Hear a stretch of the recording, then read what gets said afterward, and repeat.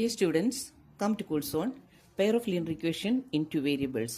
2 years ago, a father was 5 times old as his son. 2 years later, his age was 8 more than 3 times the age of the son. Find the percentage of father and the son. ക്വസ്റ്റിനിൽ പറഞ്ഞിരിക്കുന്നത് 2 വർഷം മുമ്പ് അച്ഛൻ്റെ പ്രായം that is equal to 5 times the age of the son എന്നാണ്. മകൻ്റെ പ്രായത്തിൻ്റെ 5 ഇരട്ടിയോട് equal ആണെന്ന് 2 വർഷം മുമ്പ്. ഇനി 2 വർഷം കഴിയുമ്പോഴാണെങ്കിൽ അച്ഛൻ്റെ പ്രായം എന്ന് പറയുന്നത് മോൻ്റെ പ്രായത്തിൻ്റെ 3 ഇരട്ടിയോട് 8 ആഡ് ചെയ്യുന്നതാണ്. അങ്ങനെയാണെങ്കിൽ അച്ഛൻ്റെയും മകൻ്റെയും പ്രസൻറ്റ് ഏജ് കാണാനാണ് നമ്മളോട് ആവശ്യപ്പെട്ടിരിക്കുന്നത്. ഏജിൻ്റെ കണക്കിൽ എപ്പോഴും നമ്മൾ കൺസിഡർ ചെയ്യുന്നത് പെർസെൻറ്റേജ് ആയിട്ടാണ് എടുക്കേണ്ടത്. Comes to solution, let the percentage of the father be taken as x years, അച്ഛന് എക്സ് ഇയേഴ്സെന്നും and the son be y ഇയേഴ്സെന്നും എടുക്കുക.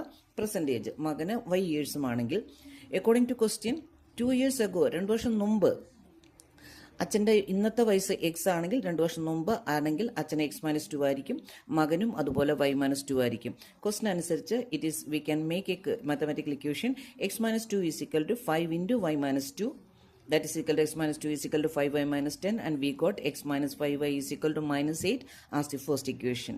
സെക്കൻഡ് കേസിൽ പറഞ്ഞിരിക്കുന്ന സെക്കൻഡ് കണ്ടീഷൻ പറഞ്ഞേക്കണേ 2 years later 2 വർഷം കഴിയുമ്പോൾ അച്ഛൻ്റെ പെർസെൻറ്റേജ് എക്സ് ആണെങ്കിൽ 2 വർഷം കഴിയുമ്പോൾ അച്ഛൻ്റെ പ്രായം X+2 ആവും, മകനും അതുപോലെ തന്നെ 2 വയസ്സ് കൂടും, ദാറ്റ് ഈസ് Y+2 ആവും.